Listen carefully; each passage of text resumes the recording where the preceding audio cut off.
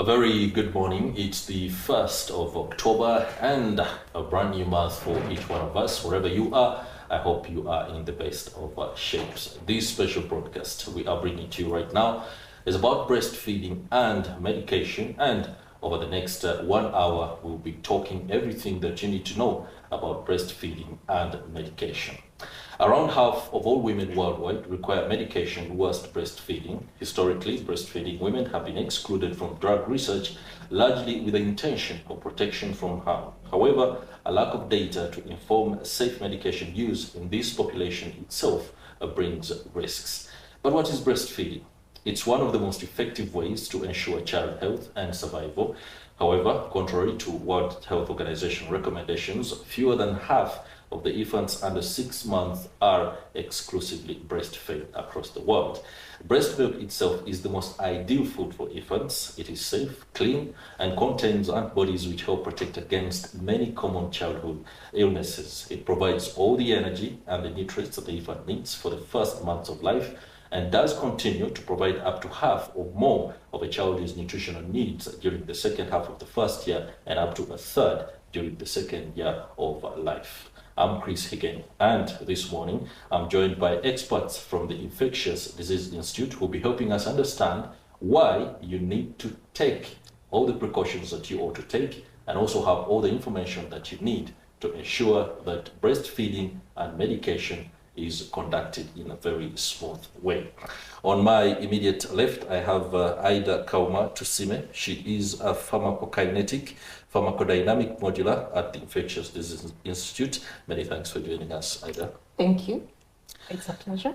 On her left is Katrina White, Professor of Clinical Pharmacology and Global Health at IDI. Many thanks for joining us too. Thank you very much. And on our extreme left, we have Rita Nachijoa. You are a research coordinator, PhD scholar, milk studies at the Infectious Disease Institute. Thank you. I'm happy to be here. Very interesting. Let me stay with you because I had milk studies. Yes. What are you studying? So I'll first explain to our viewers what we mean by milk. So milk stands for Maternal, Infant, Lactation, pharmacokinetic studies. Okay. Yes, so basically our studies are in breastfeeding women. And if you hear a breastfeeding woman, it's related to milk. So that's the acronym for our studies. Okay, it's a very convenient acronym that of course does delve into the dynamics of exactly what the babies and the mothers are dealing with on a daily basis. But let me also understand, before we delve into the nitty-gritty of breastfeeding and medication, what does IDI being the Infectious Disease Institute, do? Maybe this question can be answered by... Yes, so the IDI stands for Infectious Disease Institute. This is a not-for-profit organization that is housed within Makerere University. It started in 2002 with the key objective to improve health, the health landscape in Africa. We focus a lot on infectious diseases, primarily started out with focus on HIV, but has since grown into other focus on other infectious diseases. We also have a big portfolio on capacity building, so skilling the next generation in terms of healthcare. And so we have more than 200 projects going on at any one time. And we have over 200,000 persons living with HIV under our care by Infectious Disease Institute. Okay. Katrina, you are a professor of global health. And my understanding of the workings of IDI over the last 5 years and in my practice of journalism, there has been a lot of concerted effort and interventions across the country. Does that fit well within the larger aspect of global health? It absolutely does, because one of the things is we live in a constantly changing landscape. So as Ida's already mentioned, it was the HIV crisis that really led to the inception of the Infectious Diseases Institute. And Uganda has really led the way in bringing down a lot of the rates, such that in many cases, HIV can now be considered as any chronic disease. But along the way, other things start to pop up and you start to see other priorities. So obviously we have regular Ebola outbreaks, viral hemorrhagic fevers within Uganda. Mpox is in the news at the moment. Yeah. So we need to take the skills that we have and apply them to whatever is the priority at the moment.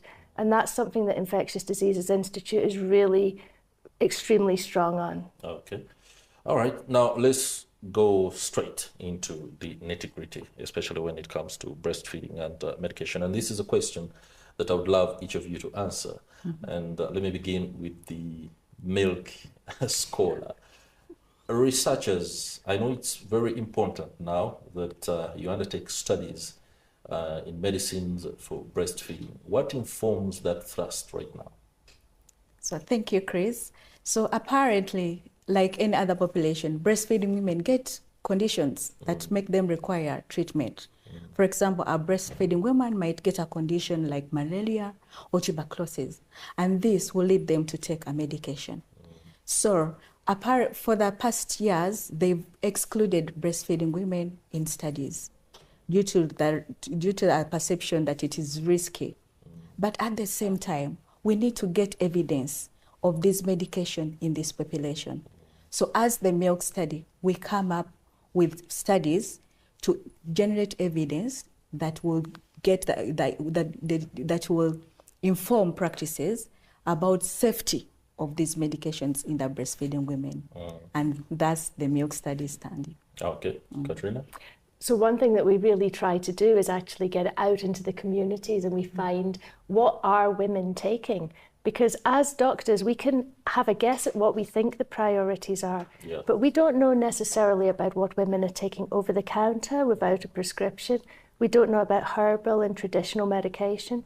So often we start by asking our communities, what questions do you have? Which medication are you interested in? What are you taking? Then we can take that and we can design the trials and the studies, because there's quite a standard methodology for how we do that. And then when we've done that, we can then go back out into the communities and explain what we've found and what it means. So it's a kind of cyclical process where we take a priority, we answer it, then we go back to the community. Okay. Let me stay with you briefly before I go to Ida. She is a modular. I don't know exactly how that plays into everything else. But being a professor of global health, I want to understand, you are based in Uganda, right? Yes, I've lived in Uganda for the last 10 years. Wow. I raised my family here and it's very much home. Does that mean your studies have exclusively been in Uganda, or you've had an opportunity, for example, to benchmark on studies conducted elsewhere before you came to Uganda? Actually, it's more the opposite. What we're doing here in Uganda is actually benchmarking how people in the rest of the world do things. I believe that for this type of study, the group we have at the Infectious Diseases Institute really is leading the world, because you take some of the high-income countries, women there also need medication whilst breastfeeding, but their formula feeding is more perhaps affordable, feasible, acceptable, sustainable and safe. And so I suppose if there's any doubt, perhaps you might say formula milk could be used. Whereas in Uganda, we're not in that situation. Women need to breastfeed or the babies will get sick and have a higher risk of death. We know that. But women still need to take the medication. So we've built a collaborative network across Africa, but also we're increasingly being invited by colleagues in Europe, North America, to come and talk about our work so they can learn from us.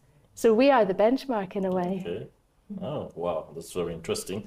And of course, that should be something that makes the rest of the scholars undertaking the research very, very proud. Now, Ida, you are a modular. Do I get that right? Modeler. Modeler. Okay. In pharmacokinetic and pharmacodynamics. Yes. That's quite A mouthful. What are you up to?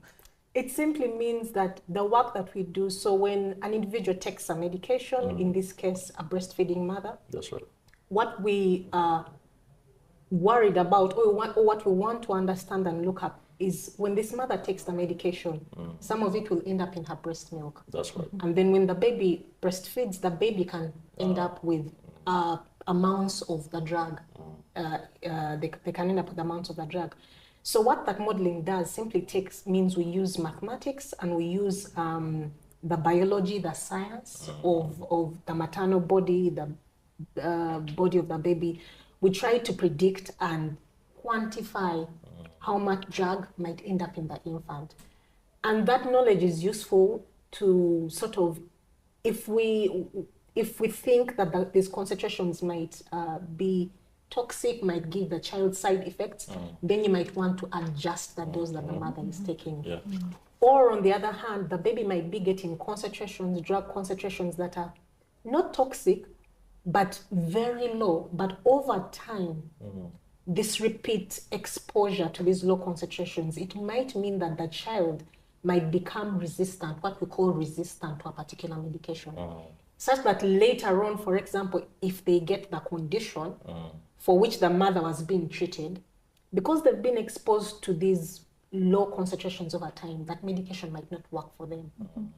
So my whole area of work is to ensure that we take the data that the women come in, Rita makes sure we collect the information, and then we take the information, digest it, and suggest changes to drug dosing if they need to be for the mother or for the baby. Okay, allow me to stay with you on that, because you speak about data collection in order to inform how you intervene. Yes. Now, data collection in this part of the world is really challenging, and many times what you want to occasion in terms of your interventions and medicines and treatment might be affected by the lack of that data coming in sufficient amounts. When you reach that point, what do you do? Because I'm inclined to think that populations, including those in my own district of Butaleja, might be unknown, or the incidence of breastfeeding and the patterns therein might not be sufficiently known to inform how, for example, the Ministry of Health intervenes with regard to breastfeeding mothers in that part of the country. How are you navigating those challenges, especially when it comes to what appears to be data mining? Okay. So thank you for that question. First of all, you alluded to the fact in the beginning that IDI has a rich network all over the country, and this network has been built over many years in the different spheres of work, so HIV, TB. Secondly, we also have a team of really well-trained researchers. But I want to step back a bit and say, whereas we are researchers, we are also mothers. Yeah, Each of us here has breastfed.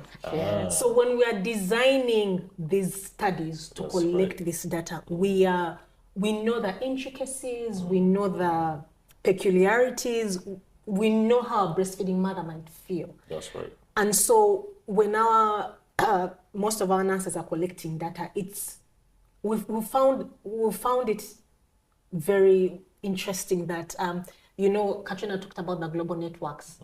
Many people thought abroad that it was very difficult to collect data in these breastfeeding mothers, but we've shown without a doubt, and that comes from the expertise, that it's actually possible to invite these mothers to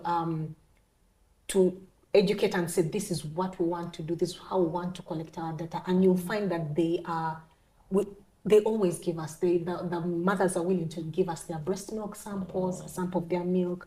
They're willing for us to prick their children and take off some blood. And so I think it has come from, we've been lucky that we have a network in these communities. They trust us as IDI, but we also have researchers who are first and foremost women, and mothers. Yeah, that's very important. So when I first came here in 2014, one of the first questions was, are these not a very vulnerable group of individuals? Is it ethically okay to do that work? But also, is a breastfeeding mother and her baby really going to be happy to come up to the clinic, spend time, have samples? And so one of the very first pieces of work we did was actually, Rita, you were involved in that with PK16. Yeah, exactly. We asked the women, how did you find being up here? And what we came to discover was that actually this group were more interested in being in studies than many of the other groups, because to them, if you give any breastfeeding mother a medication, what is her first question going to be? What about my baby? And at the moment we're having to say, oh, this is what we know and we think it's okay, but we want to know for certain. And so women actually want to be part of that answer. But the other thing I would say is this, Ida just dropped this word of trust into her last sentence. Establishing that trust is absolutely key. And that's another reason why it's great to talk to you today. And perhaps somebody listening has questions they want to bring to our group. We really want to hear perspectives and be able to help answer your questions. Okay. Thank you very much for that very interesting perspective. Of course, localization of this information is important to allow for those who need it most to understand it the very best way.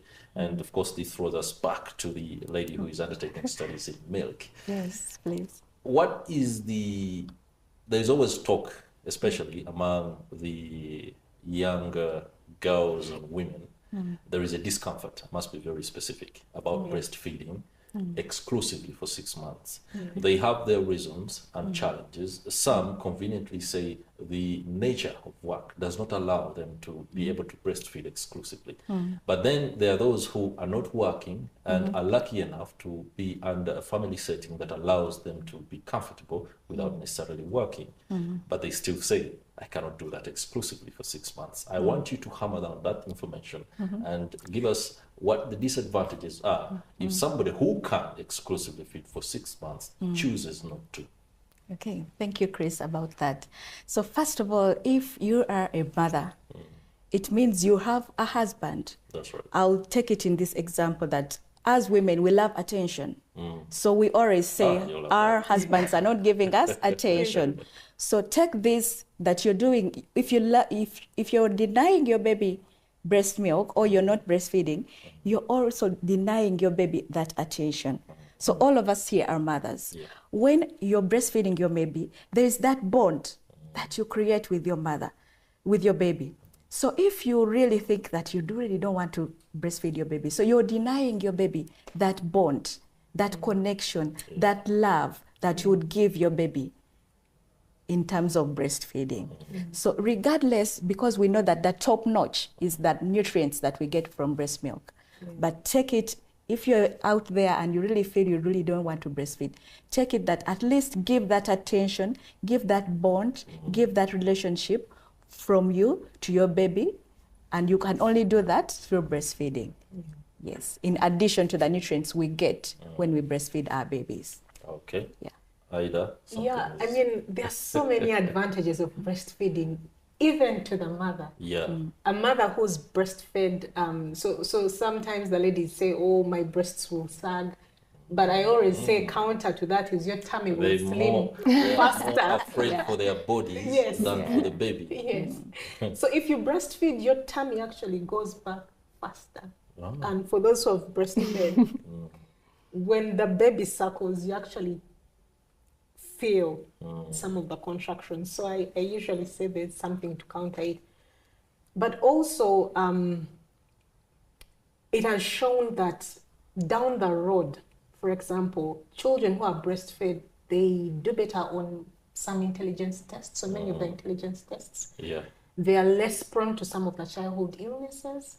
And so think of it as saving you time and money Cost in a hospital, that sort of thing.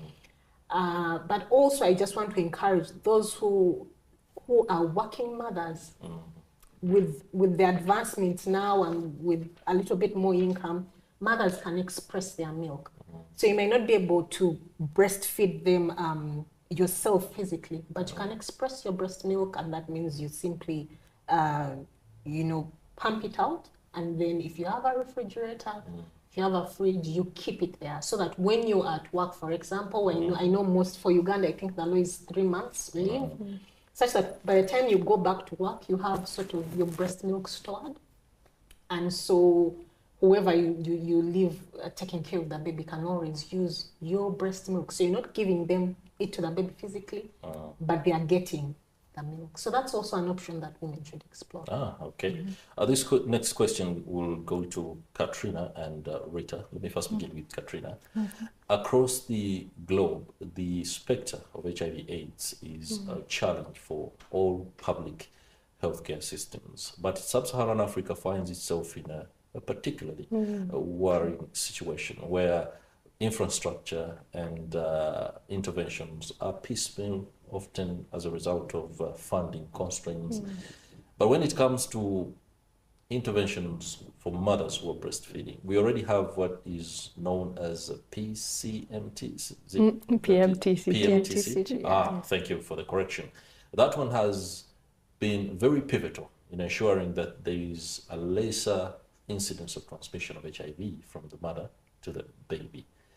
But this opens up my question.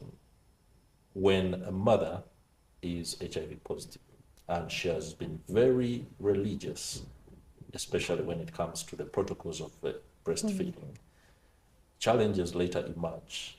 I do not know whether Uganda has a particular way of dealing with this, because in our interface before we came on air, you seemed to suggest that Uganda has a certain other way it intervenes, especially on these aspects, than what the WHO recommends. I hope that is right. So there's a very subtle difference. So a woman living with HIV really must take her antiretrovirals. And all policy everywhere in the world is, as soon as you have your HIV diagnosis, you should start treatment the same day for life. Whether you're pregnant, whether you're not, you should just start treatment and stick to it, because that is the best way to suppress your viral load and maintain excellent health. And if you do that, your life expectancy can actually be matched with somebody, your friend, who doesn't have HIV. It is no longer that terrible spectre it once was, but we cannot yet cure. So you must take your medication. Now, for a mother, it's even more complicated because there are two individuals, and transmission can happen during pregnancy or delivery, but whilst you're breastfeeding, there remains a very small risk. If you take your antiretroviral therapy, the risk doesn't go right to zero. There remains a tiny risk, but you must take your medicine. Some of the earlier studies in HIV in Uganda tried to give women formula milk as well as the antiretrovirals, because they thought, well, if she's not breastfeeding, that risk goes to zero. But what we discovered is that the HIV wasn't transmitted in breastfeeding, but the babies died of other things. They died of diarrhea, respiratory tract infections. And there's one paper that says a dead HIV negative infant is still dead. So that's where we have to balance the safe feeding with taking antiretrovirals. The World Health Organization used to say that a woman living with HIV should wean the baby at 1 year. And that's what Ugandan guidelines still say, and that's what we recommend here. Now, actually, recently, the WHO have relaxed that slightly to say that a woman living with HIV on treatment, she should breastfeed the same as anyone else. So that is exclusive for 6 months, as part of their diet, up to maybe 2 or 3 years even. Uganda keeps it to 1 year, and that is crisper and it's cleaner. And the reasons being, adherence is difficult postpartum. Your life is going crazy. It's hard to take the tablets every single time. Transmissions do still occur. We don't want that to happen. And we can follow you up much more easily when the system says just stop at that point. So it's a compromise, what we believe to be best for Ugandan women. Okay. Rita, has research been conducted to allow for mothers in the far-flung areas, especially the rural areas, who might not readily use conventional medicine off the counter, but quickly use or adopt traditional medicines and herbs, so to speak?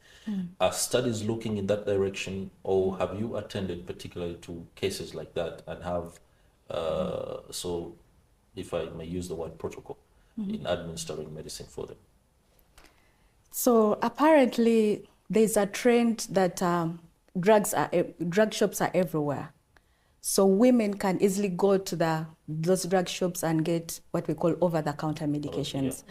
But we've always advised women to always ask your healthcare provider.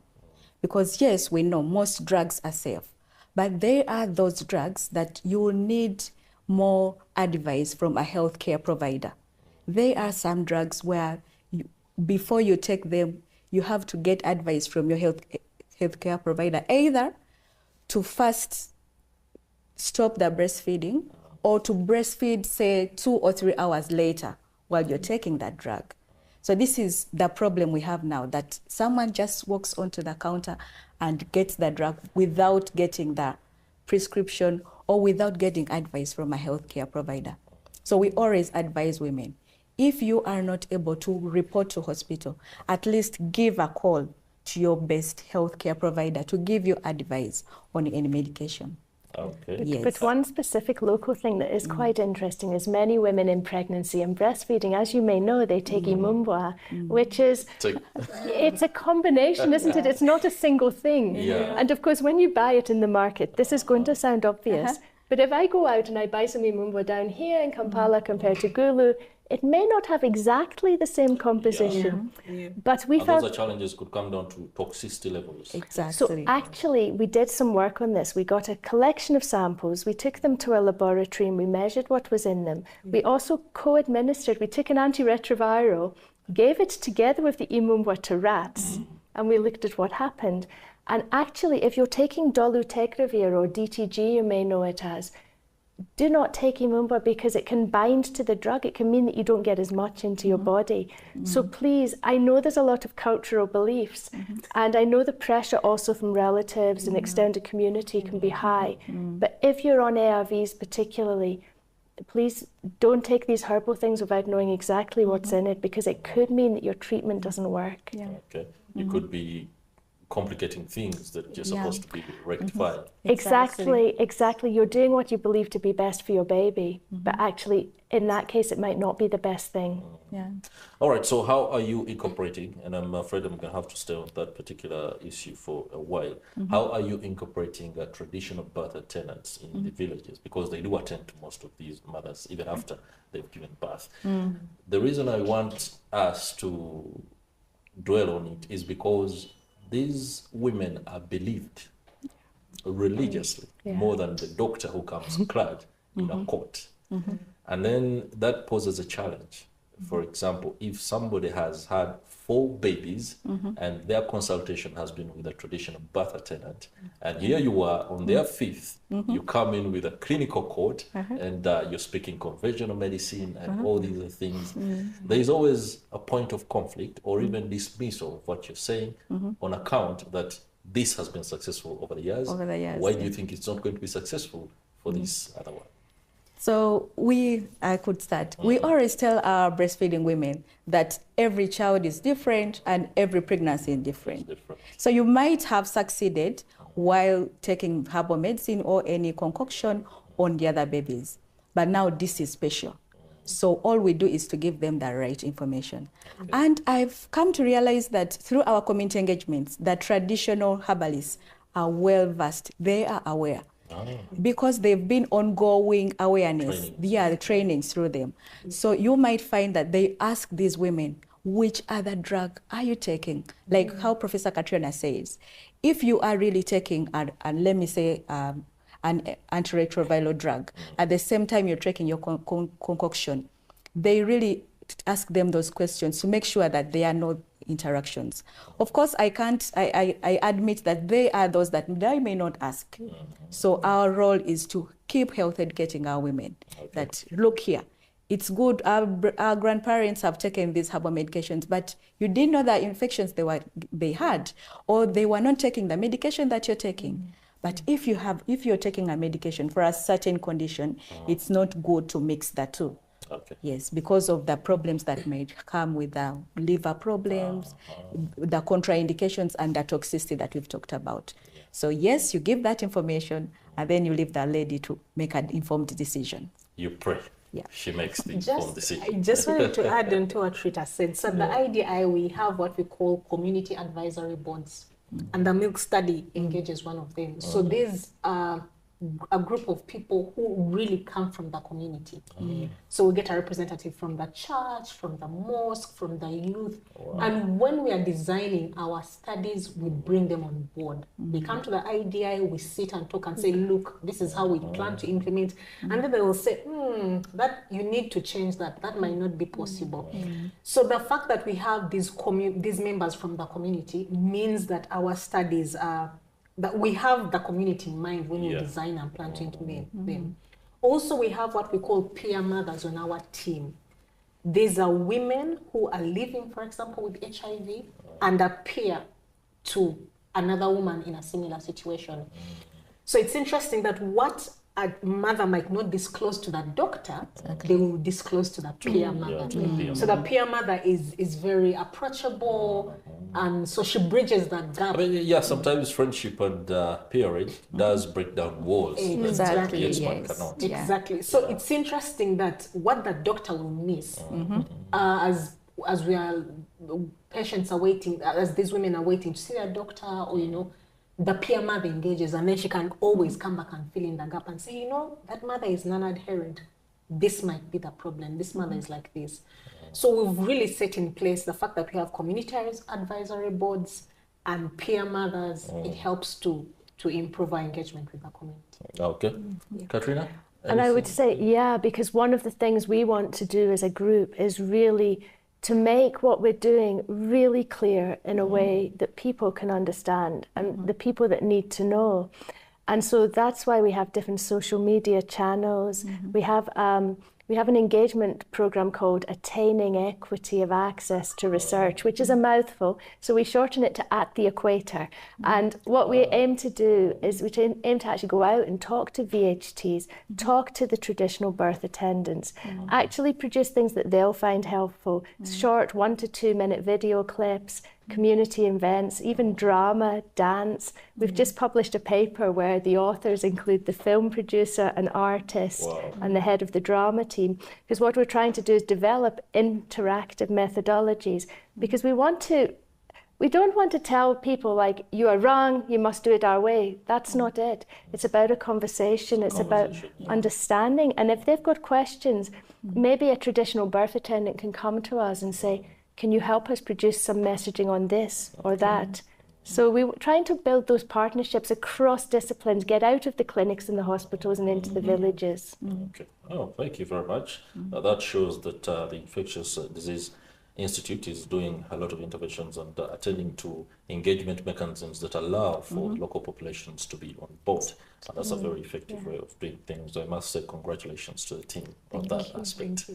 Okay, let me return to the core of breastfeeding. And this is in light the fact that there are so many mothers and young women who are encountering problems down to the fact that they don't have the knowledge. Now, formula and other secondary foods to breast milk are very popular, by the way. There is what appears to be an aggressive marketing strategy by the manufacturers to basically make breast milk secondary instead of primary. And sometimes it's disheartening to know that a mother has started on formula way before the 6 months have elapsed for exclusive breastfeeding. What are the disadvantages of these? And those who engage in it and they have no choice but to engage in them, how should they go about this? Thank you, Chris. So people that use formula, really, they have some money because they are expensive. It is. Yes, they are expensive. So I'll give you an example that you need money to buy the formula. So it's expensive, whereas breast milk is free. Yes. So as a mother, you'll just need to sit in a comfortable position and give your baby that breast milk. So it is cheap and free. On top of that, as the people that sell formula don't tell you the nitty-gritties of the process of mixing this formula until it gets to the baby. So the process of you getting this formula to the home and to the mixing is long, quite long. You need bottles. So you will find that still these mothers will not have the time to clean these bottles. So you will need time to clean these bottles thoroughly well. So in that process, if you really don't clean these bottles thoroughly well, you're exposing the baby to some infections. So we bring in the problem of safety. Yes, it's not just the formula. You need to mix this formula in bottles and then give the baby. I doubt if you give your baby formula for the rest of the day, you bring in a second person. And trust me, it's you, the mother, that you'll have the best interest of your baby. So this other person, the second person you're introducing in, may not have the best interest of your baby. They might be obliged to touch that tip of this bottle. Yes, and that wherever you're bringing in a second person, you're introducing in more infections. Yes, for now, I'll urge my colleagues to add on. Right. But we've talked about safety. And the cheapness. And readily availability. Affordability. Yeah. I also think I would add that this direct aggressive marketing is unethical. It is wrong, and it actually risks people's lives. It's as serious as that. So I would urge anybody who's thinking of using formula, just think really, really carefully. Yes, actually, for some women, it is the answer. To women that can afford it, can make it up cleanly, sterilise the bottles. There may be other medical reasons. Some women, very few by the way, women say they're not producing enough milk. That is another common thing. But actually, that's often because you've not got the baby at the breast for long enough, because it's supply and demand.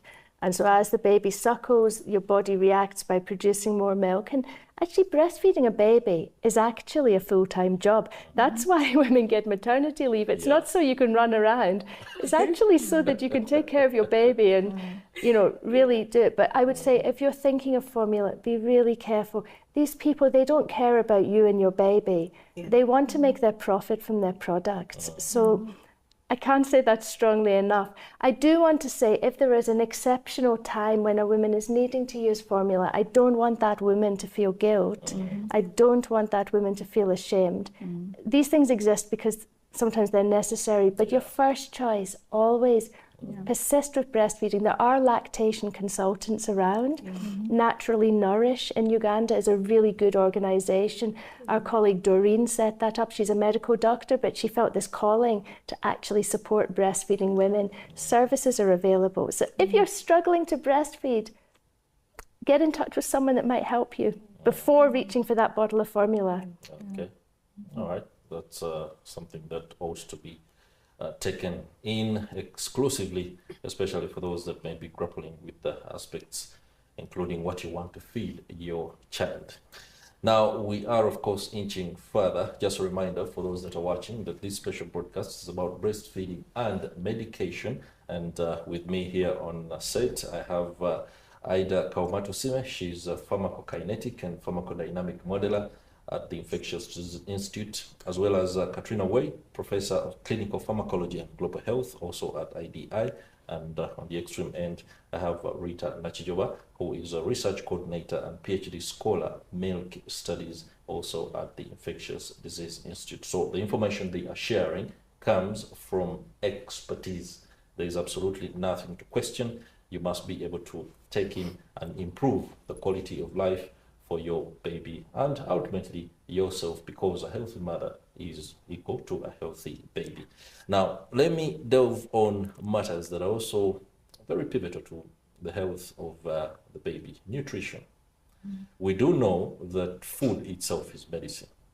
And many times, if you have undertaken a very rigorous and controlled nutrition regime, many people would love to call them meal plans, you could be able to stave off so many diseases, both you as a mother and the baby. I do not know whether nutrition is also an aspect you are studying in order to ensure that before these mothers go for off-the-counter medicines, they are able to embark on a nutrition regime that allows them to stay healthy and, of course, be able to give their babies the very best possible breast milk. Let me begin with you.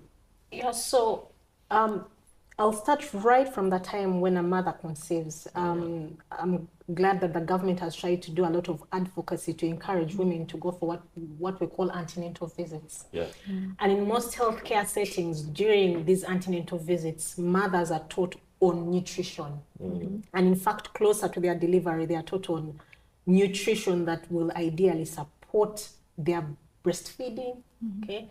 And they are taught how to breastfeed. So nutrition for the baby starts off with nutrition for the mom. Katrina mentioned it earlier about some women who say, I'm not producing enough milk, I'm not producing enough milk. So one, that might be the factor that they're not feeding the baby frequently, but also nutritionally.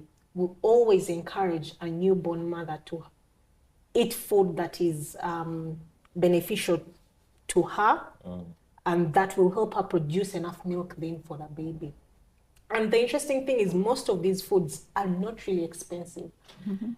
We have foods that increase the quantity of milk, that help increase. So you realize, or is still mothers who are breastfeeding to take things like Nutula. So those are bitter berries, I believe. Bitter berries, yeah. You take porridge, you take Exactly, yeah, in the local you language. tell them to take mukene, all those silverfish.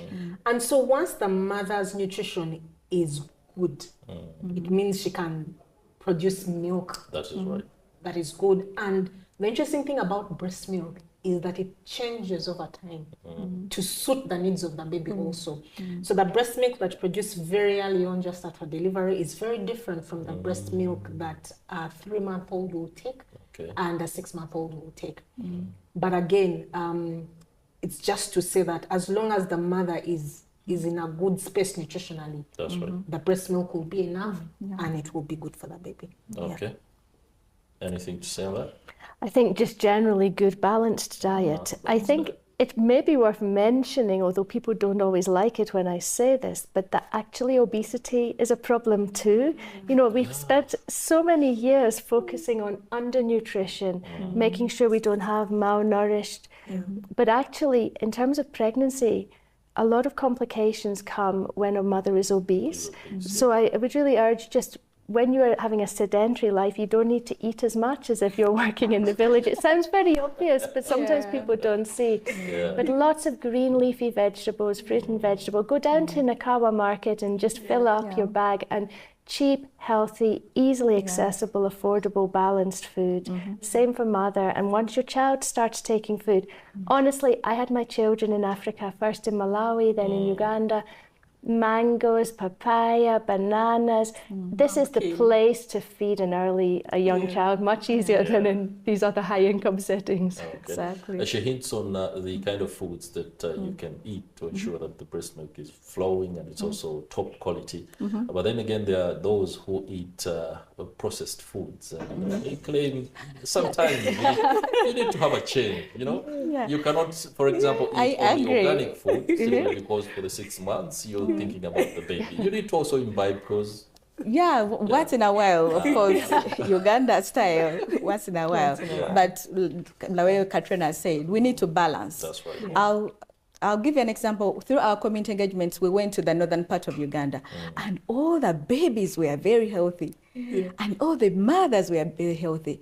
And when you would look at the community settings, they had usual food, cereals, sorghum, peanuts, beans.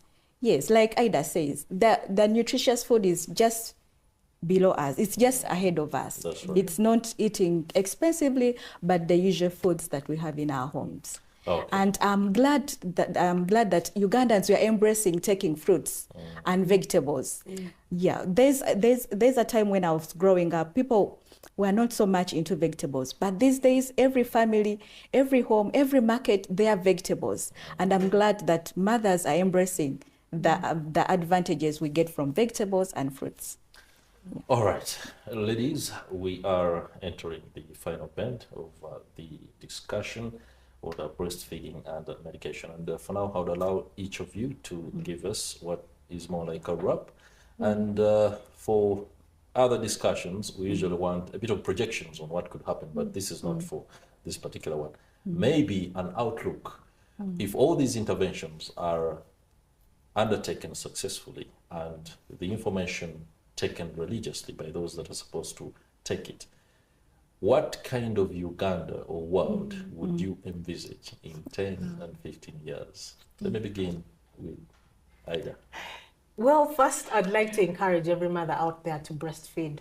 I have 3 boys, all of whom I've breastfed as much as I could. Right now, my last is almost a year. And it's just the bond you form with your child is immeasurable. You can't pay for that. But if you breastfeed them, if we had a society in which we breastfed all our children, would have are there to say more intelligent children with a reduced burden of disease. So less diarrhea, you know, less burden of disease, and also healthier outlook for the mothers. Key point is that breastfeeding, I forgot to mention, also can act as a form of birth control. So if you're breastfeeding exclusively, your body sort of knows there's a baby on the way. That's right. Yeah. And so it acts as a natural form of birth control. And that is why for many of our mothers, our grandmothers, they actually didn't need a form of birth control. Yeah. These are women who breastfed children for 2 years almost. 2 years. And then, so the advantages of breastfeeding are innumerable. Okay. And so I'd like to encourage every woman out there. Katrina? So perhaps my vision for the future, perhaps taking a slightly different slant that we haven't delved into today, is that breastfeeding mothers and their babies should be prioritized in research, because every community in the world has many breastfeeding women, and many of these will need medication, and the precise medication may change over time, but we need to prioritize getting the data well in a timely manner so that any woman who needs a medication knows exactly what the benefits are, what to be watching out for, is empowered to ask questions and to breastfeed whilst taking her medication. And the world I want to see is where this happens routinely, that nobody ever says, we do not do the research because they're a special group, that it's actually done proactively. And the exciting thing is Uganda is right front and centre and leading the way in actually that change, and I feel very proud of that. Okay. Rita, your last word. So my vision is to see breastfeeding seen as a team effort. Like we've said, a breastfeeding mother will need support from their partner. That's right. Yes, something we've forgotten to talk about today. Our partner is key in leading the mother to breastfeed their baby very well. Once a mother is stressed a bit, say from a relationship with a partner, this will somehow protect the breast milk. So it should be a team to encourage a breastfeeding mother to support them in this journey of breastfeeding. So it should be a team effort. All right, thank you very much, Rita Nachijova, Research Coordinator, PhD Scholar in Milk Studies at the Infectious Disease Institute. And many thanks to you too. Katrina White, you are Professor of Clinical Pharmacology as well as Global Health, also at IDI. And on my immediate left, Ida Kauma Tusime, she is a pharmacokinetic and pharmacodynamic modeler at the Infectious Disease Institute. Ladies, it's been emboldening, all the information that you have shared. I'm sure that out there, mothers, young women, and everyone else that needs to know now has a good idea of how things should be. As we depart, I'd like to encourage all men, as Rita Nachijova has said, if you are stressing a breastfeeding mother, please stop it, because you are affecting the quality of breast milk that your baby is going to get. Suspend the stressors and ensure that there is harmony and tranquility in the home. It's been a pleasure for this particular broadcast, Breastfeeding and Medication, brought to you by the Infectious Disease Institute, that is undertaking a lot of interventions across the country in as far as public health is concerned. I'm Chris Higeni. Have yourselves a good day.